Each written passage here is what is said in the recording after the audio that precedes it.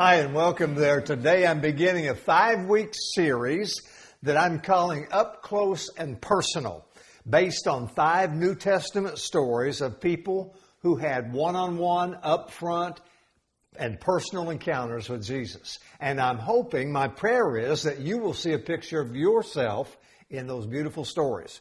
And the first story is found in the third book of the New Testament, the book of Luke. It's a story about a soldier called a centurion. Chapter 7 of Luke. And by the way, what is striking about this story is that Jesus used a word to describe this soldier, this centurion, that he hardly ever used. See if you can identify the word. Let me read a couple of verses to you. Luke 7, verse 9. When Jesus heard this, he was amazed at him. And turning to the crowd following him, he said, I tell you, I have not found such great faith in all of Israel. Now, did you catch the word? Amazed. That's exactly right. Here's what I want to talk to you about today. How to amaze God. And more specifically, how we can amaze God. Wouldn't that be something? This story is about an event that took place as Jesus was making his way home after several days out on the road. And no doubt he was exhausted, probably hoping for some downtime, some good old R&R, but it was not to be. Did you ever hear that phrase, no rest for the weary? Have you ever felt that way? Like you're so tired that your tired is tired? That's probably how Jesus felt. Anyway, him and his disciples, they were worn out. And as they entered the gates to the city, they were greeted by a group of elders from the local synagogue. Those elders told Jesus about a centurion, basically a colonel in the Roman army, who had a sick servant who was about to die. Now listen to this. Verse 4. When they came to Jesus, they pleaded earnestly with him, this man deserves to have you do this, speaking of the centurion, because he loves our nation and has built our synagogue. So Jesus went with them. Now this is a little strange because the people of Palestine really hated the Roman occupation and all those who represented Rome's domination and authority. And the Roman soldiers were notorious for flaunting that authority. So it's pretty astounding when you think about it that they would say, this man deserves for you to do this miracle. Why? Why does this man deserve to receive a miracle? Well, evidently this particular soldier was known as a good guy. He was a good man, a community-minded man, a bridge builder, kind to the people. So here's this soldier, this leader, this salt of the earth sort of guy who has an encounter with Jesus. And 3 things especially stand out about him that amazed Jesus. Let me give them to you. First off, Jesus was amazed at this centurion's great love. In verses 4 and 5, the elders told Jesus he loves our nation and he built our synagogue for us. And verse 2 tells us this centurion loved his servant and valued him highly, which is remarkable when you think about the time they were living. In Jesus' day, servants and slaves were non-entities. They were regarded as implements or tools to be discarded and replaced whenever. So the fact that the centurion worried about the health and well-being of his servant sets him apart from the others. I mean, literally, this was unheard of in this day and time. Several years ago, a minister in Texas was being considered for the presidency of a seminary out in the Midwest. The search committee came to his church for an interview, and they were favorably impressed. And afterward, they asked to speak to the custodian of the church. Surprised the pastor, and he replied, well, sure, but why? The leader of the committee said, we've checked your references, and they're glowing, of course. That's what we would expect from your colleagues and superiors.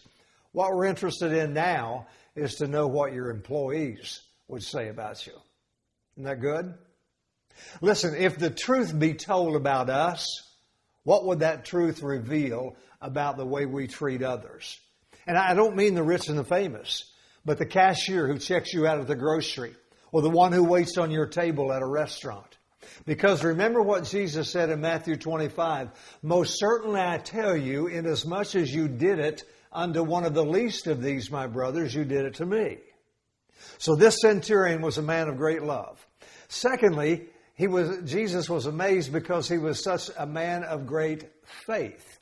In verse 6 it says, so Jesus went with them. He was not far from the house when the centurion sent friends to say to him, Lord, don't trouble yourself, for I do not deserve to have you come under my roof. That is why I did not even consider myself worthy to come to you. But Lord, say the word, and my servant will be healed. For I myself am a man under authority with soldiers under me. I tell this one, go, and he goes, and I tell one to come, and he comes. I say to my servant, do this, and he does it. He's saying, if people do what I order them to do because of who I am, that means that you, being who you are, Jesus, will have no problem just speaking the word of healing. Then verse 9, when Jesus heard this, he was amazed at him, and turning to the crowd following him, he said, I tell you, I have not found such great faith in all of Israel. Then the men who had been sent returned to the house and found the servant healed. Isn't that just the best? That the one who designed this universe, who designed DNA, photosynthesis, flowers, puppies, penguins, galaxies, over 365 species of hummingbirds. Isn't it amazing that God could still be amazed? But Jesus was amazed, and he was struck with admiration at this centurion's faith. Now let me ask you, how's your belief system these days? Is it easy for you to faith it? Or are you in one of those fuzzy seasons, if you know what I mean, and I think you do? Because there are times when it's really easy to believe. It's really easy to trust God for our needs, for our prayer request answers. Right? Those times there are those times. However, there are other times when we are filled with fear and doubt, so much so that we can barely even leave the house. Listen, don't forget the biblical admonition. Faith comes by hearing, and hearing by the Word of God. Now, I want you to keep that verse in mind as I read John chapter 1, verse 1 to you. Speaking about Jesus, John says this, in the beginning was the Word, Jesus. And the Word, Jesus, was with God, and the Word, Jesus, was God. So how do we bolster our faith? How do we increase our faith? We fix our gaze on Jesus, the Word, and as we do, the Bible promises our faith will grow. So how do I do that? How do I fix my gaze on Him? One thing you can do is to read the story of Jesus' life found in the 4 Gospels. Contemplate the life of Jesus. Watch Him as He lives and loves and miraculously intervenes in a hurting humanity. Let Jesus, the Word of God in flesh, build and strengthen your faith. Let Him be amazed at you. So Jesus was amazed at this centurion's great love, his great faith, and he was also amazed at his great humility. When they came to Jesus, they pleaded earnestly with Him. This man deserves for you to do this. He built our synagogue. He loves our nation. Now, on the surface, this may not mean much to you and me, but really this was huge to have the Jewish elders pleading for a miracle for one they considered to be a pagan and an enemy. Why in the world would they do that? Watch this. We've already established that this soldier was a good and kind man, but it goes even deeper than that. It was his humility. Instead of wielding his own authority and forcing Jesus to come with him, he submitted himself to Jesus and bowed to Jesus' authority. I heard about a guy who was struggling with an addiction for a lot of years. And he said, I denied my problems. I kept saying, I've got it under control. I can handle this. But it was such a lie. I lost everything important to me. I finally woke up and cried out to God for help one day. And I put my life under His care and control. And finally, I'm getting well. And then he paused as if thinking back through all the pain and said, if only I had been humble sooner. Listen, one huge key to getting well, to getting whole, to restoring sanity, to restoring relationships. The key to life itself is humility that comes from surrendering to and resting in God. You see, the great thing about humility and surrender is that they unleash the power of God and brings God's grace into the game. And though they don't always produce a miracle, they do always precede a miracle.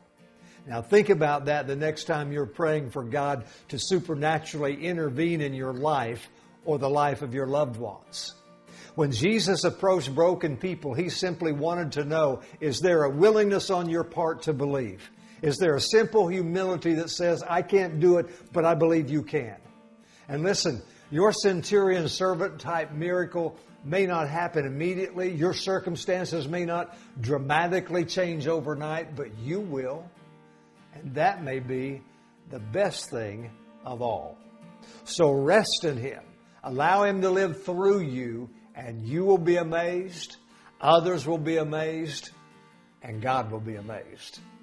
Thank you for joining me today. We'll continue this series with some more up close and personal encounters next week, the Lord willing.